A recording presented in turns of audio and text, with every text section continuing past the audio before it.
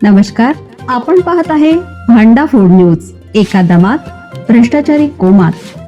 Social media, कर्जबाजारी, गुन्हेगारी, सट्टेबाजी, चोरी, मटका, जुगार, दारू, सावकारशाही, न्यायाच्या प्रतीक्षेत प्रशासन.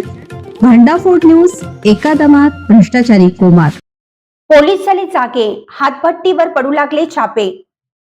पुणे येथे विषारी दारूमुळे लोकांचा बळी केल्याच्या पार्श्वभूमीवर सांगली जिल्ह्यातील पोलीस यंत्रणा जागी झाली.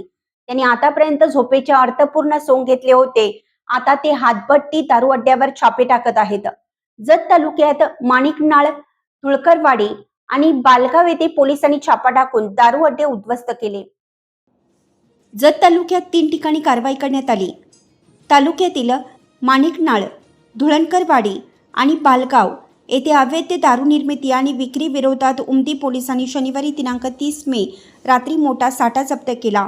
माणिकनाळ येथे धनसिंग मेघू लमाणी वय वर्ष 70 यांच्या घराशेजारी पोलिसांनी छापा टाकून हातभट्टी दारू तयार करण्यासाठी वापरण्यात येणारे 200 लिटर उग्र वासाचे रसायन जप्त केले.